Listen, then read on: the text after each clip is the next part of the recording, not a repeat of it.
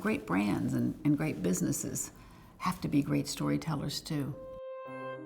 We have to tell authentic stories, emotive, compelling stories. And I think even more so because we're nonfiction. And we are building a lifelong relationship with people. And every great relationship has to be built on trust. The company's been around 150 years. It's a big, great story. We were actually celebrating the 150th anniversary when I started. Christopher and I, in one of our very first group meetings, stood up in front of all of the associates in the UK, and in that very first presentation, we told the team an amazing novel had been written about the company. So we actually brought in a cultural anthropologist to study the company to make sure that we understood the story.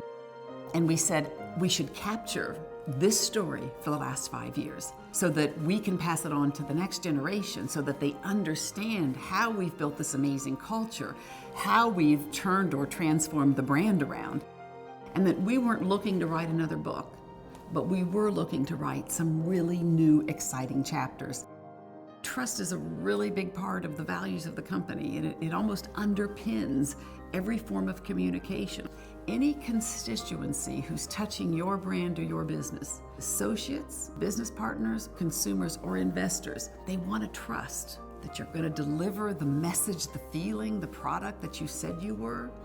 We wanted one story that everybody could feel, everybody could see, and not just feel the emotion, but feel the energy.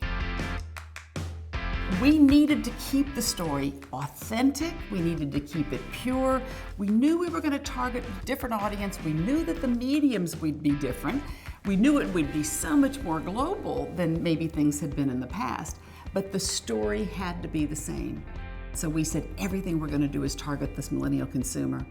And if we do that, we're going to have to speak in their language. And their language was rapidly becoming digital. So we studied this customer and then adjusted each of our strategies in order to be relevant and authentic to this audience that we were catering to. Because I think everything you do going forward, you can't do anything the traditional way. It has to be so visual. And we hit on this word energy early on and said, we want everything we do to have energy. We call our website Burberry World. Christopher, the designers, marketing, everyone looks to Burberry World and says, how can we keep innovating? How can we keep pushing the envelope, being disruptive? We want people to be able to feel it even if they don't hear it. If they hear it, all the better. This millennial consumer is heavily influenced by music. Today, everything we do, there is a music angle. Not only does it reinforce the Britishness, it is more emotive. It's a greater connector. It's just great brand behavior in this YouTube world today. If you go onto Burberry.com, there's a section called Burberry Acoustic. There's over 65 videos up of young British talent.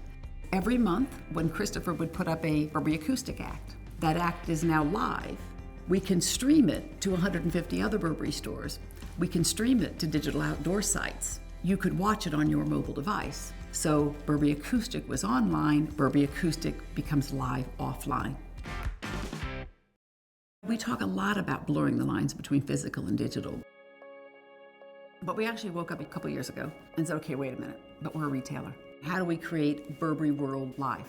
Christopher and the architects and the technology guys got together to design and create what we call the Store of the Future. Largest Burberry store in the world on Regent Street in London. We wanted it to feel when you walked in the front door as if you were actually walking in to the website. It happens to be this month that we're launching our first fragrance under our ownership. We have, again, inverted everything and launched it in a very, very different way. We put music first. We put emotion first over just the hard product. And that entire thing was done digitally. Everything was launched digitally first and now is going into the physical world. Everybody's a storyteller.